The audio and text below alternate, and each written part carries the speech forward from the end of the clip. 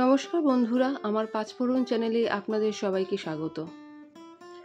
ঝিঙের খোসা বাটা আপনারা অনেকেই বাড়িতে বানিয়ে থাকেন। আমি কিভাবে বানাই ঝিঙের খোসা বাটা আজ আমি সেটাই নিয়ে এসেছি। দুপুরবেলায় গরম ভাতের সাথে এরম একটা ঝিঙের খোসার বাটার পদ থাকলে এক থালা ভাত কিন্তু নিমেষেই শেষ হয়ে যায়। দেখুন আমি আজকে কিভাবে ঝিঙের খোসা বানালাম সেটাই আপনাদের দেখাচ্ছি। প্রথমে আমি একটা গরম কড়াইতে কিছুটা কাঁচা বাদাম নিয়ে আমি ড্রাই রোস্ট করে নিচ্ছি। এই অবস্থায় কিন্তু গ্যাসের ফ্লেমটা খুব বেশি বাড়াবেন না, যাতে বাদামটা পুড়ে না যায় সেদিকে লক্ষ্য রাখবেন। কিছুক্ষণ নাড়াচাড়া করে হালকা ড্রাই রোস্ট করে বাদামগুলো নামিয়ে খোসা ছাড়িয়ে রাখবেন।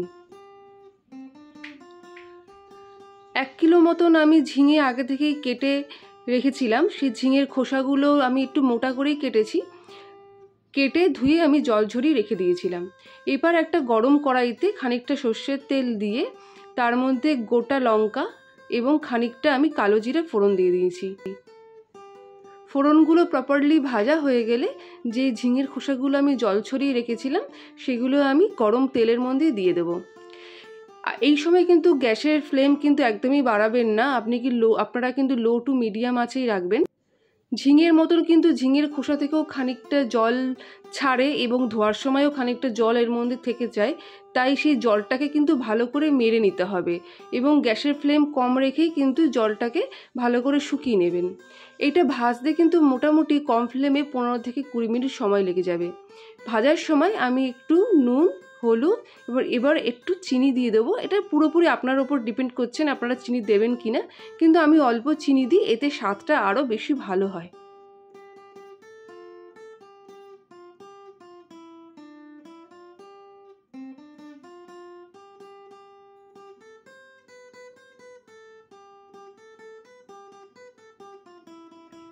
দেখুন খোসার ভেতরে যে জলগুলো ছিল সেই জলটা কড়াই থেকে কিন্তু টেনে গেছে, কিন্তু এই অবস্থায় কিন্তু নামানো যাবে না।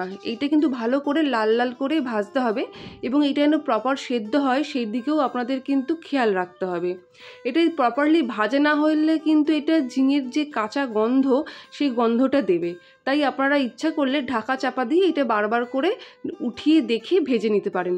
দেখুন আমার এটা বেশ ভালো লাল লাল করে ভাজা হয়ে গেছে এবং এইটা কিন্তু ভর্তা বানানোর জন্য একদম রেডি। ঝিঙের খোসাগুলো ভাজা হয়ে গেছে। আমি অন্যদিকে প্রায় 6-7 কোয়া মতন রসুনের ছাল ছাড়িয়ে খোসা ছাড়িয়ে রেখেছিলাম এবং 4-5টা মতন কাঁচা লঙ্কা নিয়ে নিয়েছিলাম। আর আগে যে আমি বাদামের খোসা ছাড়িয়ে রেখেছিলাম সেইগুলো একসাথে মিক্সার গ্রাইন্ডারে দিয়ে দিলাম। আর এই ঝিঙের খোসাটা যে আমি ভেজেছিলাম এটা ঠান্ডা করে নিয়ে তারপর মিক্সার গ্রাইন্ডারে দিয়ে দেবো। যদি পুরোটা একবারে না ধরে আপনারা কিন্তু অল্প অল্প করে দিয়ে মিক্সার গ্রাইন্ডারে খানিকটা পেস্ট করে নেবেন। মিক্সার গ্রাইন্ডারে কিন্তু পুরোপুরি মিহি পেস্ট হবে না, কিন্তু যতটা পেস্ট করা যায় ততটা আপনারা সম্ভব হলে পেস্ট করে নেবেন। আমি খানিকটা মিক্সার গ্রাইন্ডারে ঘুরিয়ে নিয়েছি।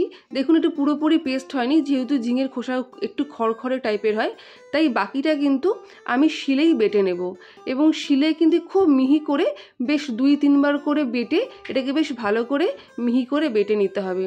একবারে হয়তো পুরোটা বাটা সম্ভব হবে না, তাহলে সেক্ষেত্রে আপনারা কিন্তু অল্প অল্প করে বেটে নেবেন। এটা প্রপারলি বাটা হয়ে গেলেই আমার কিন্তু ঝিঙের খোসার ভর্তা পুরোপুরি রেডি। নুন, ঝাল, চিনি একদম পারফেক্ট আছে।